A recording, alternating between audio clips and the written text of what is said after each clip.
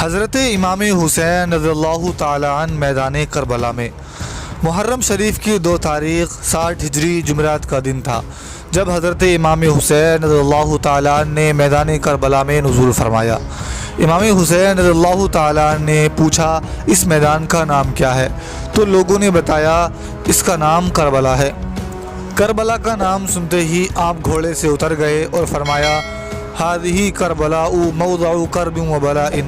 ھذا مناخ رکابنا ومحط رحالنا ومقتل رجالنا۔ یہ کربلا ہے جو مقام کرب و بلا ہے، یعنی رنج و مصیبت کی جگہ۔ یہیں ہمارے اونٹوں کے بیٹھنے کی جگہ ہے، یہیں ہمارے مال و اسباب اتریں گے اور اسی مقام پر ہمارے ساتھی قتل کیے جائیں گے۔ اے ایمان والو، حضرت امام حسین رضی اللہ تعالیٰ عنہ کربلا سے واقف تھے اور آپ کو یہ بھی معلوم تھا کہ کربلا وہ جگہ ہے جہاں اہل بیت کا خون بہایا جائے گا اور انہیں بھوکے پیاسے رکھ کر قتل کر دیا جائے گا۔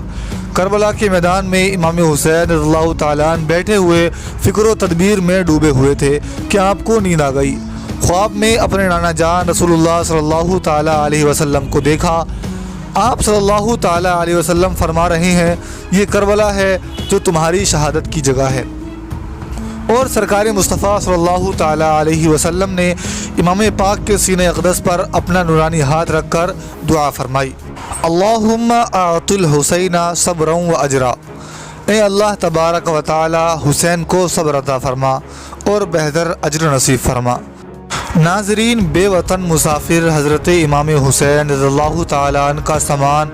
ابھی بے ترتیب ادھر ادھر پڑا ہوا ہے۔ بے حیا اور دغا باز کوفیوں کو ذرا بھی غیرت نہیں آئی کہ جس مہمان مکرم کو 150 خطوط لکھ کر ہزاروں تمناؤں اور التجاؤں کے ساتھ بلایا ہے اور پھر اس کے ساتھ کیا سلوک کر رہے ہیں۔ غالباً دنیا کی تاریخ میں ایسے عظیم الشان مہمان کے ساتھ اس قدر ظلم و زیادتی کا بدترین سلوک کبھی نہیں ہوا اور نہ آئندہ ہوگا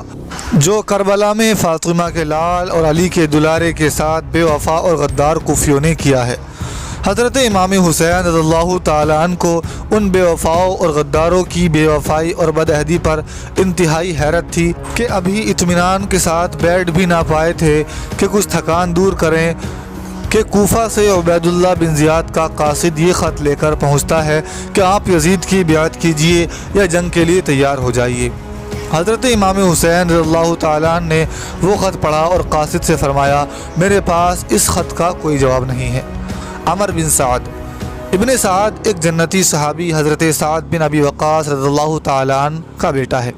اور وہ نااہل حریص الدنیا حضرت امام حسین رضی اللہ تعالیٰ عنہ کی عظمت و بزرگی سے خوب اچھی طرح واقف تھا، اس لیے وہ یزیدی فوج کی سپہ سالار سے بچنے کی کوشش کرنے لگا، بلکہ صاف طور پر انکار بھی کیا کہ میں ابن رسول کے خون ناحق سے اپنے دامن کو داغدار نہیں کر سکتا، مگر ابن زیاد بدنہاد نے اس کو مجبور کر دیا کہ یا تو وہ ایران کی گورنری سے الگ ہو جائے یا حضرت امام حسین رضی اللہ تعالیٰ عنہ سے جنگ کے لیے تیار ہو جائے۔ اے ایمان والو، دنیا کی لالچ اور حکومت کی کرسی بہت بری بلا ہے کہ جب یہ دنیا شیطان بن کر کسی کے سر پر سوار ہوتی ہے تو وہ شخص کتنا ہی بڑا استقامت کا پہاڑ کیوں نہ ہو مگر اس کے قدم کو دنیا کا لالچ ہلا کر رکھ دیتا ہے، الا ماشاء اللہ۔ چنانچہ عمر بن سعد جو ایک جنتی باپ کا بیٹا تھا مگر ایران کی حکومت کے لالچ میں آ گیا اور حیدر کرار کے گوہر پارے نوجوانان جنت کے سردار حضرت امام حسین رضی اللہ تعالیٰ عنہ کے گھر کو لوٹنے اور ان کو قتل کرنے کے لیے تیار ہو گیا اور 5000 کی فوج کا سپہ سالار بن کر کربلا میں پہنچا اور دریائے فرات کے کنارے پڑاؤ ڈالا اور اپنا فوجی مرکز قائم کیا اور 500 سواروں کو ہتھیاروں کے ساتھ دریائے فرات کے کنارے پہرا بٹھا دیا۔ خبردار خبردار، پانی کا ایک قطرہ بھی ساقی کوثر کے بیٹے امام حسین رضی اللہ تعالیٰ عنہ کے خیمے کے اندر پہنچنے نہ پائے۔ حاکم کوفہ عبید اللہ بن زیاد بدنہاد برابر کوفہ سے فوجیں روانہ کرتا رہا یہاں تک کہ کربلا کے میدان میں 22,000 کا لشکر جمع ہو گیا۔ اے ایمان والو، کتنی حیرت کا مقام ہے کہ حضرت امام حسین رضی اللہ تعالیٰ عنہ کے ساتھ کل 82 انسانوں کا قافلہ ہے، ان میں عورتیں بھی ہیں اور بچے بھی، بوڑھے بھی ہیں اور جوان بھی۔ انہی 82 مسافروں میں حضرت عابد بیمار بھی اور حضرت علی اصغر شیخوار بھی، اور یہ لوگ جنگ کے ارادے سے بھی نہیں آئے ہیں، اور ان لوگوں کے پاس سامان جنگ اور کافی ہتھیار بھی نہیں ہیں، لیکن اس کے باوجود ان 82 حضرات کے مقابلے کے لیے 22,000 کی فوج ہتھیار کے ساتھ بھیجی جاتی ہے، اور اس کے بعد بھی یزیدی فوج پر خوف و دہشت طاری ہے، اور یزیدی فوج کو معلوم ہے کہ فاتح خیبر حضرت علی شیر خدا رضی اللہ تعالیٰ عنہ کے شیروں سے مقابلہ آسان نہیں ہے۔ علی کا گھر بھی وہ گھر ہے کہ جس گھر کا ہر ایک بچہ جہاں پیدا ہوا شیر خدا معلوم ہوتا ہے۔ اہل بیت پر پانی بند۔ اے ایمان والو، یزیدیوں کو اچھی طرح معلوم تھا کہ شیر خدا کے شیروں سے مقابلہ کرنا آسان نہیں ہے، اس لیے ان ظالموں نے یہ تدبیر کی کہ پہلے ان پر پانی بند کر کے انہیں پیاس کی شدت سے نڈھال اور کمزور کر دیا جائے۔ اس طرح 7 محرم کو نہر فرات کے پانی پر پہرا بٹھا دیا گیا اور پانی بند کر دیا گیا۔ تیری قدرت جانور تک آب سے سیراب ہوں، پیاس کی شدت سے تڑپے بے زباں اہل بیت۔ حضرت امام حسین رضی اللہ تعالیٰ عنہ کی استقامت۔ 2 محرم سے 10 محرم تک اہل بیت کا قافلہ اس طرح کربلا میں مقیم رہا، اور ابن زیاد کا قاصد بار بار یہ پیغام لاتا رہا کہ اے امام حسین رضی اللہ تعالیٰ عنہ، آپ یزید کی بیعت کر لیں۔ یہ 22,000 لشکر جو آپ کے خون کا پیاسا ہے، آپ کے قدم چومے گا، یزید آپ کے قدموں پر دولتوں کا ڈھیر لگا دے گا، کسی ملک کی گورنری آپ کے حوالے کر دی جائے گی۔ اپنی جان بچا لو اور اپنے گھر والوں اور ساتھیوں کی جان کی فکر کر لو، ورنہ آپ کا گھر لوٹ لیا جائے گا، اور آپ کے بچوں کا خون بہا دیا جائے گا، اور آپ کو بھی قتل کر دیا جائے گا۔ غرض کہ حضرت امام حسین رضی اللہ تعالیٰ عنہ کو طرح طرح کے لالچ دیے گئے، اور حرص و طمع کے ایسے سنہرے اور دلکش باغ دکھائے گئے کہ امام حسین رضی اللہ تعالیٰ عنہ کی جگہ کوئی اور ہوتا تو ہو سکتا تھا کہ اس فریب میں آ جاتا،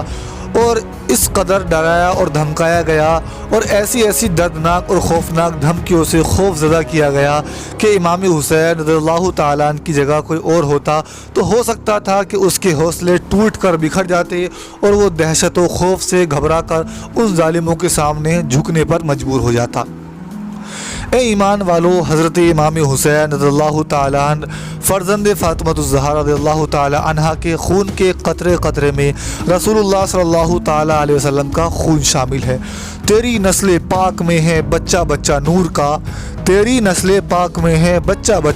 کا، تو ہے عین نور تیرا سب گھرانہ نور کا۔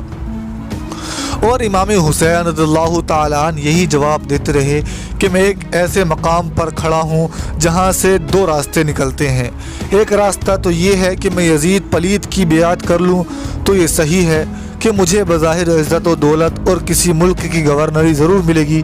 اور یزید ناپاک میرا احسان مند ہو کر مجھ پر جان و مال سے قربان ہو جائے گا، لیکن اس کا انجام یہ ہوگا کہ میرا پاک ہاتھ یزید کے ناپاک ہاتھ میں جاتے ہی دین اسلام کا پرچم گر جائے گا، اور اسلام کی بنیاد جس کو میرے نانا جان حضور صلی اللہ تعالیٰ علیہ وسلم نے صحابہ کرام کے خون سے مضبوط و مستحکم کیا ہے، یزیدیوں کی بدعمالیوں اور بدکاریوں سے شان اسلام کمزور اور عظمت دین و شریعت مٹ جائے گی۔ اور دوسرا راستہ یہ ہے کہ میں یزید ناپاک کی بیعت کسی حال میں نہ کروں، اور یہ صحیح ہے کہ میں قتل کیا جاؤں گا اور میری اہل بیت کا خون بے دریغ بہایا جائے گا،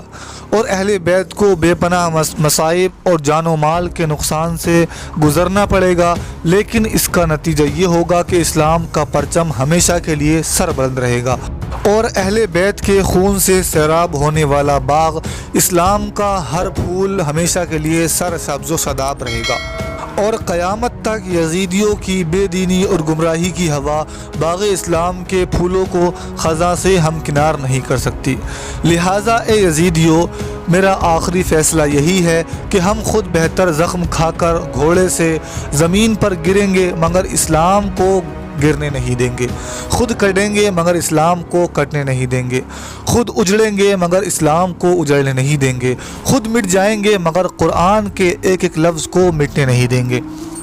चुनांचे करबला का ज़र्रा ज़र्रा गवाह है कि फ़ातिमा के लाल इमाम हुसैन रज़ियल्लाहु ताला अन्हु ने दुनिया की दौलत व हुकूमत को ठोकर मार कर राह हक़ में आने वाली तमाम मुसीबतों का खुश होकर इस्तकबाल किया और कत्ल होना और घर लुटाना सब कुछ गवारा किया, मगर यजीद की बेअत ना करके इस्लाम के पाक दामन को दागदार होने से हमेशा हमेशा के लिए बचा लिया।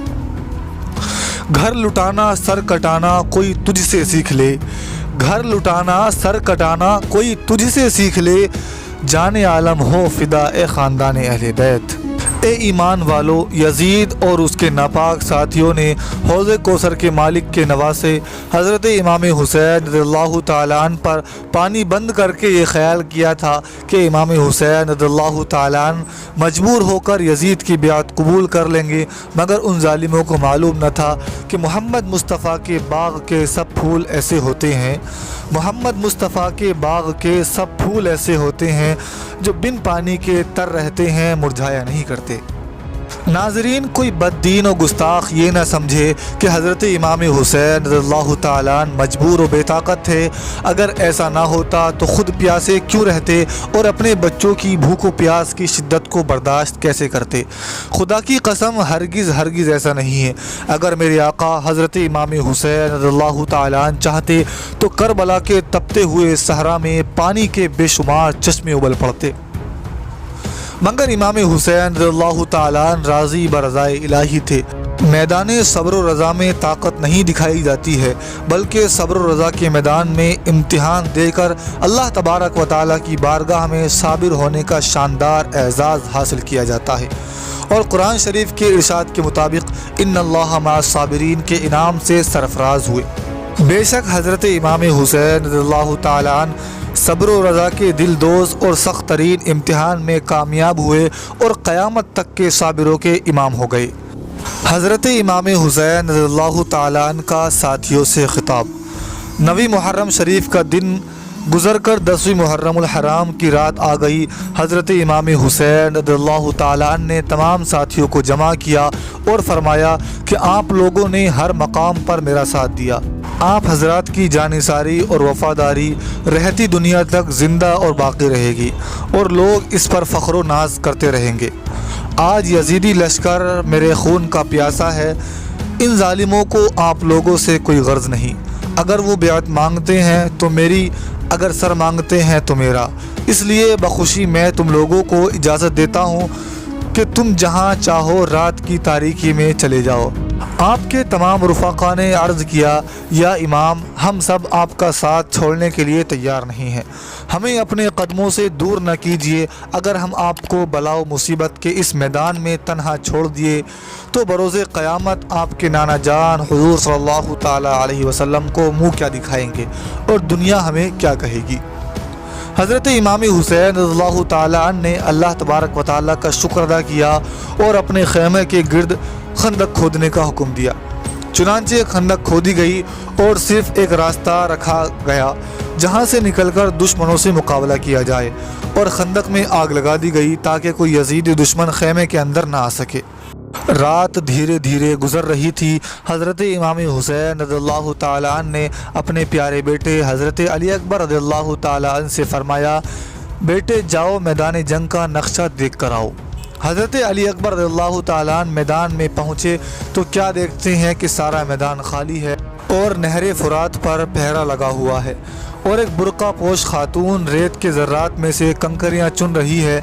हज़रत अली अकबर रज़ियल्लाहु ताला अन्हु ये मंज़र देखकर मैदान से वापस हुए और मैदान जंग का सारा नक्शा बयान कर दिया। हज़रत इमाम हुसैन रज़ियल्लाहु ताला अन्हु की आंखों से आंसू आ गए। बेटे हज़रत अली अकबर ने रोने का सबब दरियाफ्त किया तो हज़रत इमाम हुसैन रज़ियल्लाहु ताला अन्हु ने फरमाया, बेटा, जिस मुक़द्दस खातून को तुमने मैदान करबला में कंकरियाँ उठाते हुए देखा है वो मेरी अम्मी जान सय्यदा फ़ातिमतुज़ ज़हरा रज़ियल्लाहु ताला अन्हा थी। नाज़रीन, अगले दिन क्या हुआ, हज़रत इमाम हुसैन और आपके साथियों के साथ यजीदियों ने क्या किया, इंशाअल्लाह अगली वीडियो बयान करेंगे। जब तक आप हमारे साथ जुड़े रहें। अगर अभी तक आपने हमारे चैनल को सब्सक्राइब नहीं किया है तो हमारे चैनल ملک ٹی وی کو سبسکرائب کر لیجئے اور بیل آئیکن کو پریس کر لیجئے تاکہ ہر ویڈیو کی نوٹیفیکیشن آپ تک سب سے پہلے پہنچ جائے، اور اپنے دوستوں اور عزیز و اقارب کو شیئر کرنا نہ بھولیں تاکہ وہ بھی سن کر اپنی معلومات میں اضافہ کر سکیں۔